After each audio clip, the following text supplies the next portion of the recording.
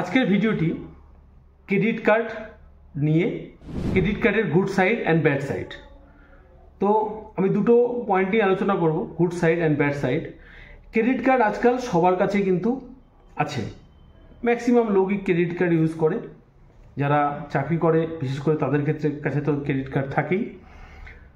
তো credit card আপনি use করেন, আপনি যদি না বুঝে ইউজ করেন কি কি ক্ষতি হতে পারে। और अभी तो रुको, क्लाइमैक्स अभी बाकी है। আমার মতে যে ক্রেডিট কার্ড রাখা, ক্রেডিট কার্ড নেওয়া অ্যান্ড টাইম মতন পেমেন্ট করে সেটা ইউজ করা কিন্তু একদিক থেকে ভালো। কি সেই ভালো দিক অ্যান্ড কি সব থেকে খারাপ দিক, আজকের ভিডিওটি সেটি নিয়েই। বিভিন্ন ব্যাংক বিভিন্ন রকম ক্রাইটেরিয়াতে আপনাকে কিন্তু ক্রেডিট কার্ড অফার করে। আপনার স্যালারি অনেক ব্যাংক 20,000-এর উপরে যখনই স্যালারি হয় তখন কিন্তু আপনাকে ক্রেডিট কার্ড ইউজ করে। ক্রেডিট কার্ড এক টাইপের লোন, যেরকম মানুষ হোম লোন নেয়, পার্সোনাল লোন নেয়, সেরকম ক্রেডিট কার্ডও একটা লোন। আপনার স্যালারি এবং অ্যানুয়াল যে স্যালারি আছে সেই স্যালারির উপর ডিপেন্ড করে কিন্তু ক্রেডিট কার্ড ইস্যু করা হয়। লিমিট থাকে 20,000, 30,000, 15,000, 20,000, 30,000, 50,000, 1 লাখ, 2 লাখ এরকম লিমিট থাকে। অনেক রকমের ফিজ থাকে ক্রেডিট কার্ডের মধ্যে। দু রকমের ফিজ মেইন ক্রেডিট কার্ডে থাকে। একটি হলো অ্যানুয়াল ফিস, যেটা আপনার বছরে আপনাকে দিতে হবে, 499 সাধারণত থাকে। এবং এটা আপনার এটার উপর একটা কন্ডিশন থাকে, যেটা আপনি 1 লাখ, 2 লাখ বা 50,000 যে কোনো একটা ব্যাংক যেরকম দেয় সের উপরে এত খরচা করলে, এত যদি আপনি ট্রানজ্যাকশন করেন, লিমিট ক্রস করেন, তাহলে কিন্তু ওই টাকাটা আবার রিফান্ড চলে আসে, যে 499 যে চার্জটা কাটা হয়। এর সাইডে আরেকটা চার্জ হয় যেটা হচ্ছে জয়নিং ফি, যেটা আপনি ক্রেডিট কার্ডটা নিচ্ছেন তার জন্য ওয়ান টাইম জয়নিং ফি কিন্তু দিতে হয়। ওটাও 499 বা 500 কা আশপাশ থাকে। এবার ক্রেডিট কার্ড তো আমি পেয়ে গেলাম, আমার স্যালারি অনুযায়ী আমি ক্রেডিট কার্ড পেয়ে গেলাম। এবার সব থেকে বড় নিঃস্ব করে দেওয়া ব্যাপারটা এটাই থাকে যখন আমরা ক্রেডিট কার্ডটা ইউজ করি, যে আমি কত টাকা দিতে পারবো। ধরুন আমি ইএমআই করছি, আমি বিভিন্ন টিভি, ফ্রিজ, ওয়াশিং মেশিন বা যে কোনো কিছু, এখন সব কিছুতেই সমস্ত অনলাইন প্ল্যাটফর্মে কিন্তু ক্রেডিট কার্ড অ্যাকসেপ্ট করা হয়। আপনি বাইরে অফলাইন কিনুন, অনলাইন কিনুন, সব জায়গায় কিন্তু ক্রেডিট কার্ড অ্যাকসেপ্ট করা হয়। এবার আপনাকে মাথায় রাখতে হবে যে আমি কতটা খরচা করলে, কতটা ইএমআই করলে আমি দিতে পারবো, তবেই কিন্তু আপনার ক্ষেত্রে ক্রেডিট কার্ড ভালো। আপনাকে টাইমলি পেমেন্ট করতে হবে।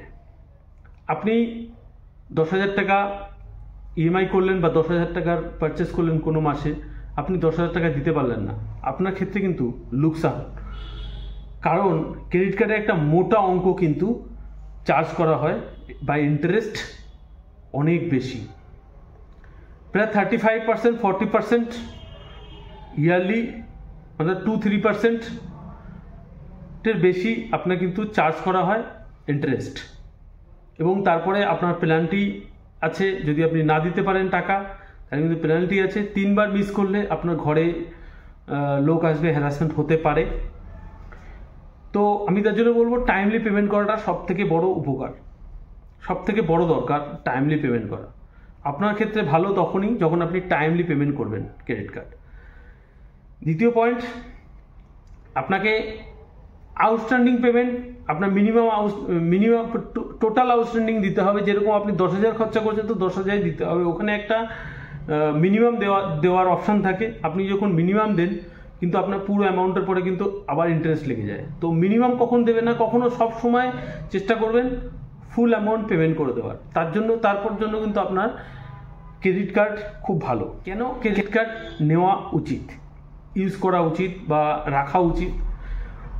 আর্থিক বিভিন্ন রকমের ইমার্জেন্সি হয়ে থাকে, হয়তো আমার ইএমআই করতে হবে, আমার এই মুহূর্তে টাকা নেই, বা কোনো হসপিটাল বিল দিতে হবে, খুব আর্জেন্ট, আপনি ওটা ইএমআই করলেন, বা আপনি কোনো ফোন বা টিভি, ওয়াশিং মেশিন কিছু কিনলেন। সেক্ষেত্রে আপনি যদি অন টাইম পেমেন্ট করেন তাহলে কিন্তু আপনার ক্রেডিট স্কোর যেটা আছে 900 থাকা উচিত ক্রেডিট স্কোর, সেটা কিন্তু খুব ভালো হবে আপনার। আপনি একটা দুটো ব্যাংকের, বেশি না, একটা দুটো ব্যাংকের ক্রেডিট কার্ড ইউজ করতে পারেন, আপনার কিন্তু ক্রেডিট স্কোর ভালো হবে। ক্রেডিট স্কোর কি?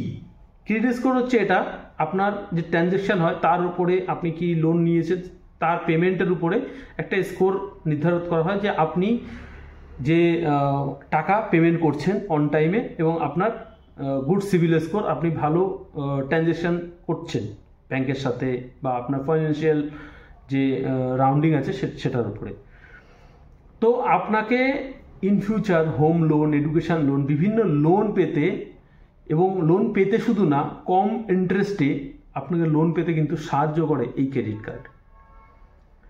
তো আমার মতে আপনি ক্রেডিট কার্ড ইউজ করুন, একটা দুটো ব্যাংকের যেটা ক্রেডিট কার্ড, যেটা অফার থাকে অনেক রকমের, কিন্তু কখনো এর ট্র্যাপে পা দেবেন না।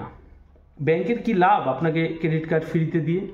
সবসময় চেষ্টা করবেন অ্যানুয়াল ফি এবং জয়েনিং ফি যেটাতে 0 থাকে, ফ্রি থাকে, সেটা নেওয়ার। থাকুক ক্রেডিট কার্ড, এবং আপনি আপনার ইনকাম অনুযায়ী, আপনার খরচা অনুযায়ী যতটা মাসে দিতে পারবেন, 45 ডেজের টাইম থাকে, ওই টাইমের মধ্যে আপনার যে বিলিং সাইকেল আছে, সাইকেলের মধ্যেই আপনি দিতে পারবেন, সেরকমই কিন্তু আপনার ট্রানজ্যাকশন করা উচিত। তার উপরে করলে, আপনি যদি মিনিমাম অ্যামাউন্ট দিতে থাকেন, আপনার ক্রেডিট স্কোরের ক্ষেত্রে কোনো ওই হবে না, এফেক্ট পড়বে না, কিন্তু আপনি মিনিমাম অ্যামাউন্ট দিলে আপনার ওটা বাড়তে থাকবে, ইন্টারেস্ট চার্জ বেশি লাগবে। আপনি যেটা জয়েনিং ফি আর আউটস্ট্যান্ডিং ফি নিয়েছেন, সেটা কিন্তু ওখানে মেকআপ হয়ে যাবে, দিন দিন এটা আরও বাড়তে থাকবে। সুতরাং আমার মতে ক্রেডিট কার্ড ইউজ করুন, কিন্তু ক্রেডিট কার্ডের পেমেন্ট অন টাইমে করুন। আরেকটা বিশাল ইম্পর্টেন্ট পয়েন্ট, যেটি হলো আপনাকে কিন্তু ক্রেডিট কার্ড ইউজ করুন, আপনি অনলাইন ট্রানজ্যাকশন করুন, আপনি কোনো জায়গায় সোয়াইপ করুন, বা আপনি কোনো কিছু কিনছেন, অনলাইনে পেমেন্ট করছেন, সব ঠিক আছে, কিন্তু ক্রেডিট কার্ড দিয়ে কখনো কিন্তু আপনি এটিএম থেকে টাকা তুলবেন না। আপনি টাকা তুলতে পারেন, একটা অ্যামাউন্ট আপনি তুলতে পারেন, কিন্তু তাতে কিন্তু অনেকটা চার্জ লেগে যায়, 2-3% মিনিমাম আপনার চার্জ লেগে যায়। ওটা কিন্তু আপনার বিলিং সাইকেলে, নেক্সট বিলিং সাইকেলে ওটা কিন্তু আসবে। তো এই ক্রেডিট কার্ড থেকে আপনি কখনোই এটিএম থেকে টাকা তুলবেন না, চেষ্টা করবেন ডেবিট কার্ড দিয়ে টাকা তোলার। যদি টাকা না থাকে আপনি অ্যাডজাস্ট করুন, কিন্তু ক্রেডিট কার্ড দিয়ে কখনো ভুল করেও এটিএমে সোয়াইপ করবেন না। যদি ভালো লেগে থাকে তাহলে শেয়ার করুন আপনার পরিজনের সাথে, লাইক কমেন্ট করবেন, এবং চ্যানেল নতুন হলে অবশ্যই চ্যানেলটি সাবস্ক্রাইব করে দেবেন। এরকম অনেক ইনফরমেশন ভিডিও আমি কিন্তু আপনাদের জন্য এনে থাকি। তো আজকের জন্য নমস্কার।